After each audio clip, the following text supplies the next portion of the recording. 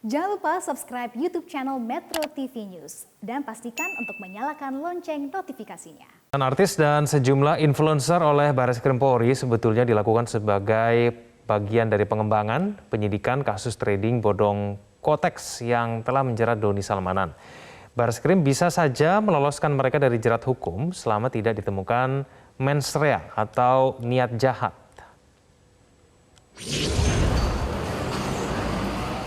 Satu persatu artis maupun influencer yang diduga pernah menerima hadiah dari Doni Salmanan akhirnya datang memenuhi penyidik Barreskrim Polri. Diawali dari Reza Arab, ia tiba pada pukul 9 pagi. Berpakaian serba hitam, Reza tak mengeluarkan sepatah kata pun dan langsung berjalan masuk menuju Barreskrim Polri. Sosok Reza Arab harus terseret dalam jerat kasus Doni Salmanan karena ia pernah menerima uang 1 miliar rupiah saat Reza sedang live streaming game. Tapi itu 1 miliar. Tak lama setelah Reza Arab, influencer Arif Muhammad juga tiba di Barreskrim Polri pada pukul 10 pagi. Kepada awak media, Arif mengaku kedatangannya hari ini untuk membantu penyidik melakukan proses hukum kepada tersangka Doni Salmanan. Hari ini kita datang buat membantu proses penyidikan. Kebetulan kemarin kan undangannya dikirim. Ya, sebagai warga negara yang baik, aku datang dengan senang hati untuk membantu proses penyidikan itu aja sih. Arif Muhammad harus terseret juga karena Doni pernah membeli mobil dari Arif seharga 4 miliar rupiah. Gue bilang apa ke bini gue? Karena sumpah demi Allah ya, bini gue tuh nggak ngebolehin jual ini. Tak hanya Reza dan Arif, YouTuber Atta Halilintar juga memenuhi panggilan penyidik Barreskrim Polri. Atta mengaku membawa sebuah tas mewah yang pernah diberikan oleh Doni Salmanan sebagai hadiah ulang tahunnya.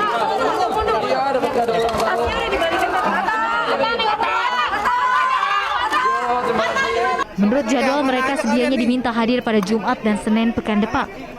Namun mulai Rabu kemarin, beberapa artis langsung memenuhi panggilan. Seperti musisi Rizky Febian yang datang pada Rabu siang. Selama diperiksa, ia mengaku dicecar 19 pertanyaan oleh penyidik. Rizky mengaku tak ada permintaan dari penyidik soal pengembalian uang senilai 400 juta rupiah. Bang, tidak lelah.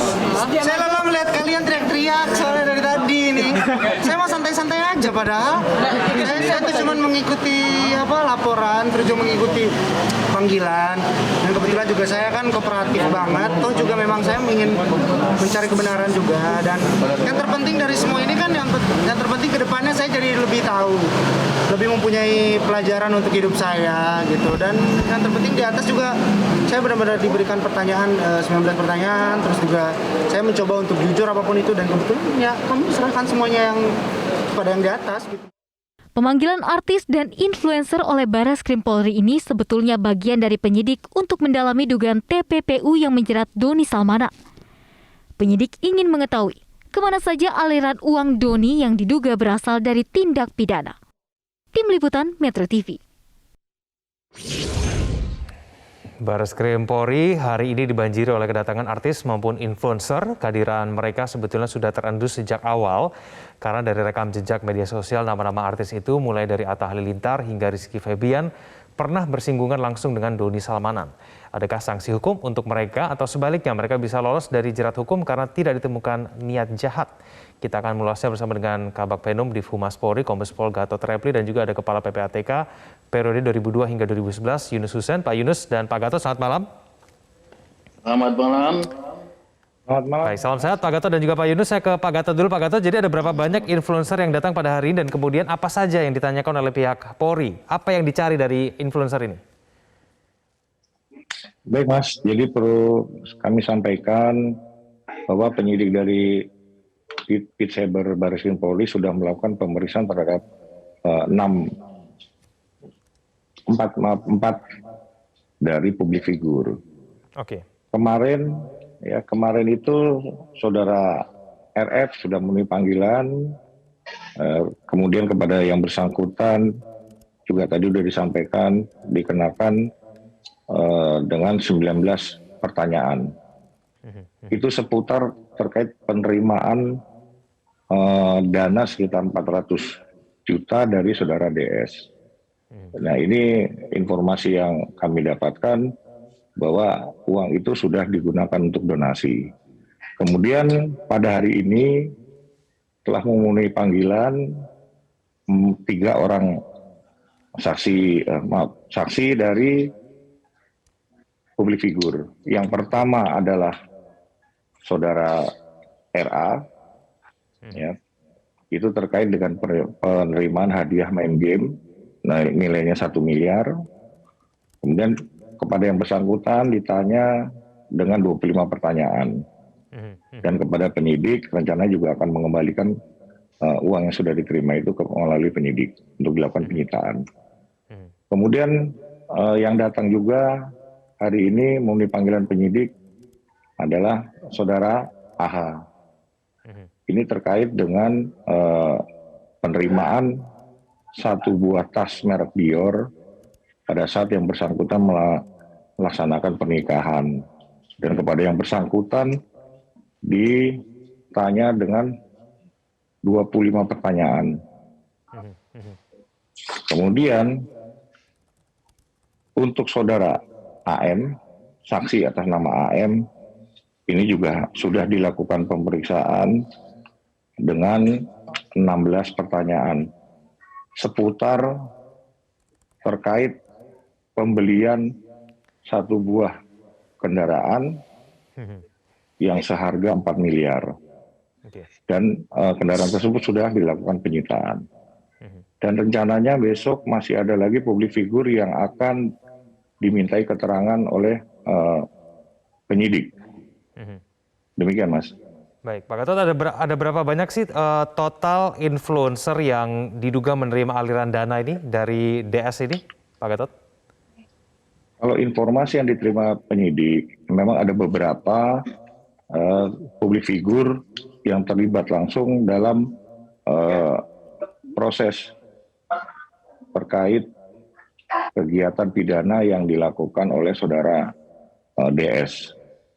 Nah, ini yang baru dipanggil memang baru 4. Untuk yang lainnya masih terus dilakukan pendalaman oleh penyidik, Mas. Tapi besok sudah akan dipanggil lagi yang lain begitu ya, Pak Gatot ya? Betul, betul sekali, Mas. Identitasnya sudah ada, Pak Gatot? Rencananya besok yang akan dimintai keterangan adalah saudara RB dan AF. Demikian, Mas. RB dan AR. Oke, baik. Saya ke Pak Yunus. Pak Yunus, kalau dari pengamatan Anda sendiri, selebgram yang datang pada hari ini, yang diduga kemudian menerima aliran dana dari DS ini, apakah kemudian mereka bisa dijerat juga dengan TPPU, Pak Yunus? Jadi begini, TPPU terkait dengan mereka ini, kalau pelaku utama itu bisa terkena pasal 3 atau pasal 4. Pasal 3 itu melakukan tindakan, intinya ada 2, yaitu mengubah hasil kejahatan atau memindahkan, mentransfer dengan berbagai transaksi dengan tujuan menyembunyikan, menyamarkan. Itu pasal 3 untuk pelaku utama. Pasal 4 gitu juga. Pelaku utama inti perbuatannya menyembunyikan, menyamarkan asal-usul keberadaan, status, pengalihan. Ini juga pelaku utama. Nah, kalau untuk bukan pelaku utama yang katakanlah tadi menerima, menguasai harta kekayaan hasil kejahatan itu ada 2 variasi. Pertama, kalau dia menerima, menguasai harta kekayaan hasil tindak pidana tadi tanpa ada perjanjian pokok, ya, kemudian dengan itikat tidak baik, ya, dia tidak menyembunyikan, menyamarkan si penerima ini. Dia lebih banyak menikmati sebenarnya. Mirip dengan pasal penadahan, pasal 480 KUH pidana. Itu bisa terkena pasal 5 kalau dia tidak ada itikat baik, ya, kemudian tidak ada perjanjian ataupun underlying transaction yang mendasari transaksinya itu, ya, dan dia tidak, di samping itu apa, harusnya dia mengetahui atau menduga itu ada sumber yang tidak sah. Ini kalau yang bisa terkena. Ada juga yang tidak bisa terkena, misalnya orang menjual mobil, menjual rumah, menjual makanan, menjual beras kepada si pelaku utama. Dia tidak tahu itu hasil kejahatan, ada perjanjian jual beli, mobil, rumah, beras misalnya itu, ada perikatan pokok dan dia beritikat baik, dan itikat baik itu kelihatan dari adanya transparansi misalnya, tidak gelap-gelapan, tidak menerima sesuatu yang tidak wajar, harganya juga wajar, tidak di bawah harga pasar misalnya. Nah, untuk mereka ini karena dia beretikat baik harus dilindungi oleh hukum dan tidak bisa dikenakan pasal 5 karena dia orang yang beretikat baik menjual barang atau jasa kepada si pelaku pidana. Itu boleh-boleh saja. Yang penting dia beretikat baik dan harus dilindungi. Tapi ada juga yang tadi model pertama, nggak ada etikat baik, dia sengaja menerima menguasai hasil pidana yang dia ketahui, tidak ada perjanjian pokoknya, tidak ada katakanlah etikat baik, tidak transparan. Ini kemungkinan bisa terkena pasal 5 yang mirip dengan pasal 480 KUH pidana penodaan. Kurang lebih begitu, Mas. Oke, tapi kalau misalnya nilainya itu tidak wajar nih, Pak Yunus. Misalnya kemudian Reza Arab gitu ya menerima 1 miliar karena streaming game online. Lalu kemudian ada 4 miliar jual beli mobil begitu, Arif Muhammad. Ini harga yang kemudian tidak wajar ini apakah kemudian bisa kita katakan memperkuat dugaan bahwa sebetulnya mereka ini terlibat dalam TPPU, Pak Yunus? Ini dua hal yang berbeda ya. Jadi kalau yang menerima 1M tadi ya, kan pasalnya menyebutkan yang diketahui atau patut diduganya ya. Kalau diketahui mungkin dia katakanlah tidak tahu persis, tapi dia patut menduga ada sumber lain yang tidak sah yang menghasilkan 1M ini misalnya ya. Dan ini tidak lazim dia terima seperti ini, tidak seperti biasanya, tidak ada underlying transaction-nya, mungkin tidak transparan, mungkin dia terima juga keuntungan-keuntungan pribadi terkait dengan ini. Jadi kemungkinan mendekati pasal 5 kalau menerima jumlah besar yang tidak wajar, dia menikmati, menguasai, tidak ada underlying transaction, tidak transparan misalnya, ada konflik of interest, kemungkinan bisa terkena pasal 5. Tapi kalau menjual mobil saja misalnya, rumah, tanah misalnya, sepanjang harganya itu wajar, dilakukan transparan ya, tidak sembunyi-sembunyi, ada perjanjian mereka jual beli yang wajar, dan tidak ada konflik of interest dalam arti dan kepentingan berbenturan pribadi dengan kepentingan pendengar hukum misalnya. Dia kita anggap pihak yang beretikat baik. Jadi orang yang penjual yang beretikat baik harusnya dilindungi juga gitu oleh hukum dan tidak dapat dikenakan pasal 5 karena dia penjual yang beretikat baik. Oke, saya kembali ke Pak Gatot. Pak Gatot, apakah tidak ada perjanjian pokok, tidak ada niat baik, kemudian ada dugaan menyamarkan? Apakah hal-hal poin-poin seperti ini ditemukan di 3 influencer yang datang pada hari ini? Jadi dari hasil penyidikan pemeriksaan terhadap saksi ketiganya, ini masih terus didalami untuk apakah yang bersangkutan terkait dengan TPPU atau tidak. Tentunya nanti penyidik akan melakukan gelar perkara. Demikian, Mas. Oke, baik. Tapi jumlahnya pasti akan lebih banyak begitu ya, Pak Gatot ya? Yang menerima aliran dana ini, cara kemudian polisi untuk kemudian bisa mengetahui berapa banyak orang yang menerima aliran dana dari DS ini bagaimana caranya nanti, Pak Gatot? Seperti disampaikan bahwa kita menyarankan, penyidik menyarankan untuk korban-korban ini membentuk suatu paguyuban yang tujuannya nanti dikoordinir oleh satu kelompok, satu orang atau yang ditunjuk untuk mendata. Kemudian nanti kami terbantu dengan pendataan dari paguyuban tersebut. Meskipun juga kami sudah menyampaikan ada nomor hotline yang sudah disebarkan, kami tetap mengumpulkan data-data tersebut. Tujuannya untuk mempercepat penyidikan. Oke. Tapi pihak Polri juga mengharapkan bahwa adanya kesadaran sendiri begitu ya dari yang menerima uang dari DS ini untuk segera melapor kepada Polri begitu ya Pak Gatot ya? Betul, Mas. Kami masih juga terus melakukan tracing aset dan berkoordinasi dengan PPATK. Baik, kalau misalnya memang tidak ada yang melapor, tidak ada yang kemudian mengaku Pak Gatot kepada pihak polisi bahwa mereka telah menerima uang dari DS, ini nanti kemudian seberapa besar hal ini bisa mengganggu proses penyelidikan ke depannya? Dan hukumannya yang kemudian diberikan kepada orang-orang ini seperti apa? Apakah ada, Pak Gatot? Ya tentunya oleh penyidik nanti akan dilakukan pemanggilan sesuai dengan data hasil pemeriksaan terhadap DS itu sendiri. Selain hasil tracing aset dan aliran dana yang dilaporkan oleh PPATK tersebut yang dianggap itu adalah ilegal. Demikian, Mas. Baik, ini tidak harus jumlah besar ya Pak Gatot ya? Jumlah kecil pun tetap harus melapor begitu ya? Semua yang menerima uang dari DS ini?